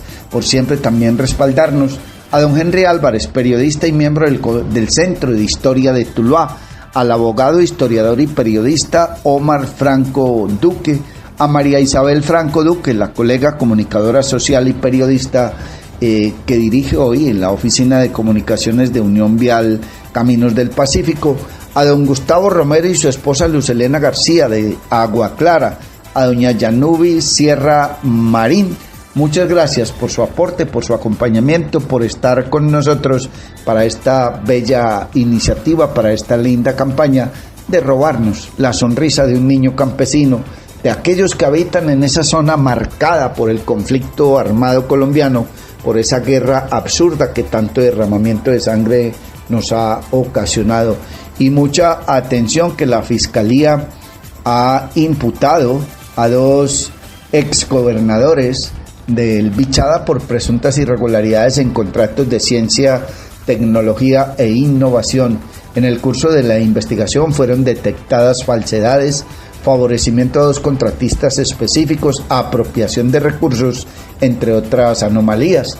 En su condición de gobernador de Bichada durante el periodo 2012-2015, Sergio Andrés Espinosa Flores suscribió 5 contratos relacionados con la construcción del Centro de Formación e Investigación de Energías Renovables del departamento. La iniciativa comenzó a concretarse durante el segundo semestre del 2012, cuando el departamento tramitó ante el órgano colegiado de Administración y Decisión OCAP del Fondo de Ciencia, Tecnología e Innovación del Sistema General de Regalías la aprobación de dicho centro. Para viabilizar el proyecto, al parecer, se presentó un documento público falso para obtener la aprobación y financiación. Una vez garantizados los recursos, la gobernación celebró los contratos de obra número 675 de 2013, de consultoría 863 de 2013, de compraventa 029 de 2014 y de prestación de servicios profesionales número 050 de 2014 y 461 de 2015. Los elementos materiales probatorios dan cuenta de que estos procesos fueron tramitados incumpliendo los requisitos de ley, desnaturalizando la esencia del proyecto de ciencia y tecnología en medio de sobrecostos y con la intención de favorecer a dos contratistas específicos. La totalidad de la concentración superó los 30.738 millones de pesos, de los cuales más de 3.000 millones habrían sido apropiados de manera ilegal por los contratistas. Por estos hechos, un fiscal delegado ante la Corte Suprema de Justicia imputó al entonces gobernador Sergio Andrés Espinosa Flores los delitos de falsedad ideológica en documento público, fraude procesal, contratos, incumplimiento de requisitos legales y peculado por apropiación en favor de terceros. Asimismo, Manuel Alberto Villalba Tavera, quien fungió como gobernador encargado y estaría implicado en las irregularidades detectadas en 2 de los contratos, fue imputado por los delitos de contratos, incumplimiento de requisitos legales y peculado por apropiación en favor de terceros. Los cargos no fueron aceptados por los procesados.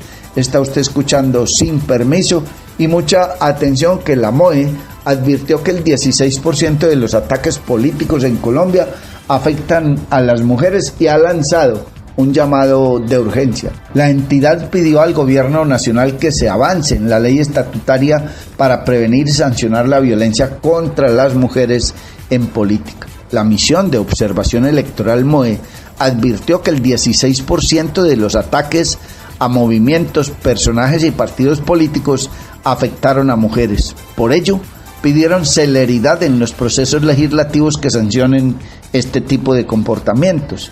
Esta conclusión fue obtenida por la entidad al conocer que desde enero hasta noviembre de 2025 se presentaron 369 casos de ataques en la política y 59 de ellos fueron víctimas las mujeres. Las agresiones incluyeron 33 amenazas, 8 asesinatos, 5 atentados, 8 secuestros y 5 hechos de violencia contra las mujeres en política que se expresan mediante actos de violencia psicológica y simbólica, precisó la entidad.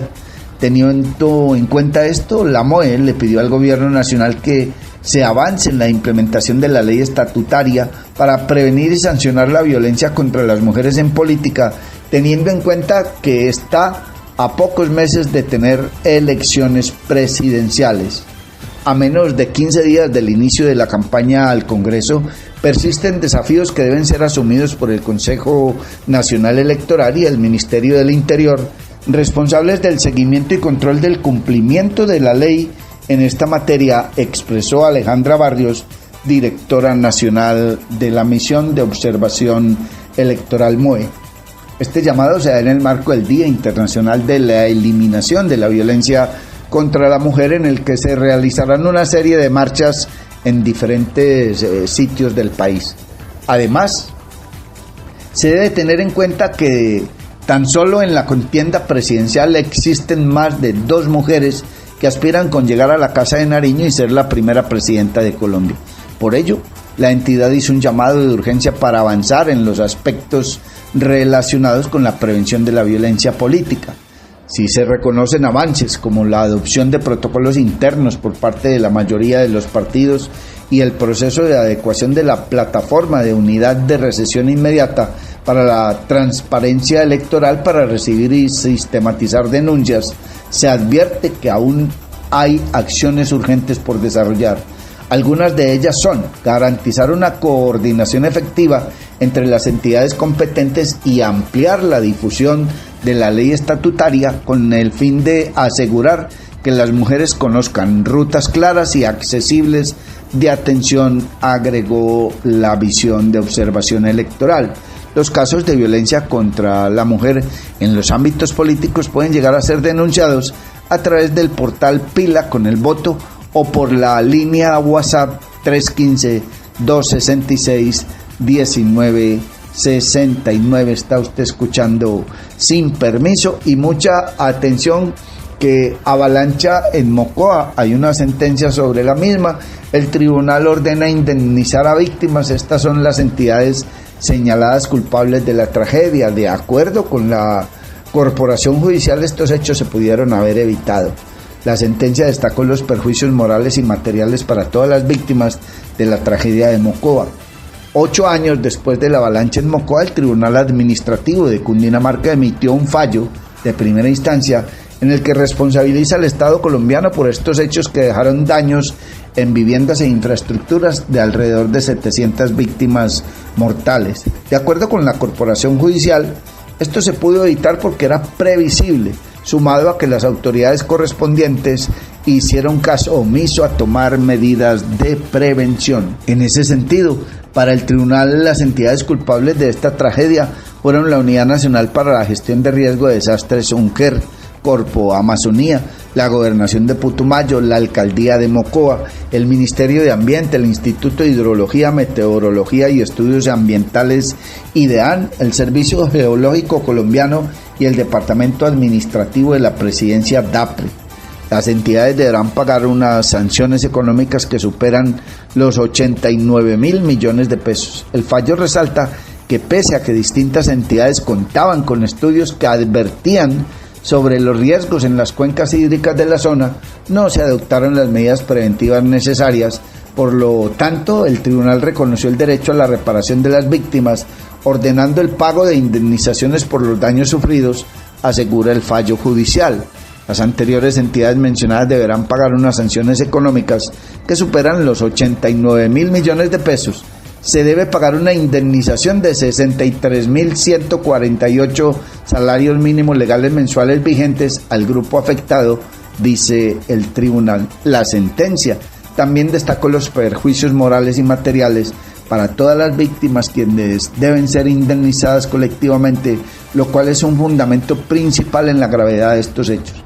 Algunas de las alertas técnicas y estudios que existían antes del 2017 advertían que en Mocoa podría suceder avenidas torrenciales.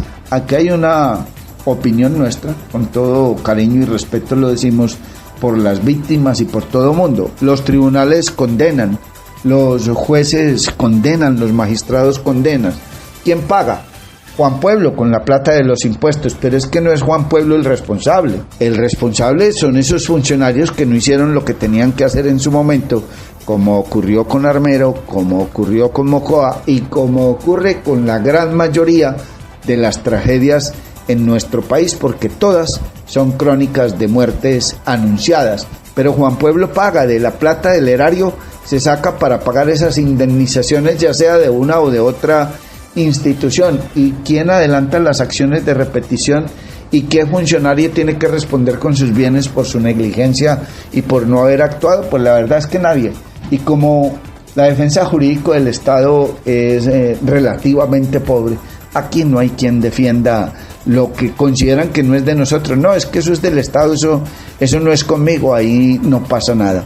Hay denuncias de un ciudadano de un municipio del Tolima, como sucede con casi la mayoría de los municipios de Colombia, donde las clínicas, hospitales, las IPS, instituciones prestadoras de servicios de salud, llegan con un paciente y lo que hacen es agotar el recurso del SOAT, y una vez lo agotan, lo despachan para alguna otra institución prestadora de servicios de salud. Le dicen: aquí no tenemos especialista, aquí no hay cómo atenderlo, pero porque ya en hospitalización y demás se le han comido, literalmente hablando, la plática del SOAT, que es lo que persiguen. Son muchas las denuncias en ese sentido, y reitero, se da en un pueblo del Tolima donde están dejando literalmente a una persona a la suerte, a su suerte, porque le han dicho que no hay especialistas, y hay pruebas evidentes y claras de que sí las hay y que están jugando a no atenderla porque ya se le comieron la plática del SOAT. Amables oyentes, hasta aquí esta emisión de Sin Permiso. Dios mediante, si Él no dispone otra cosa y antes algo extraordinario no sucede, mañana a las 6 de la mañana volveremos a encontrarnos. Un feliz día para todos. Muchísimas gracias por acompañarnos. Llega a ustedes Sin Permiso a través de las redes sociales. Norbey Palacio Bolívar y Mario Germán Grajales. Sin Permiso. Somos un programa periodístico que te trae las noticias más importantes y análisis en profundidad. Sin Permiso. Periodismo de frente, sin insultos, anónimos, ataduras, tapujos ni noticias falsas. Sin Permiso. Seriedad y credibilidad.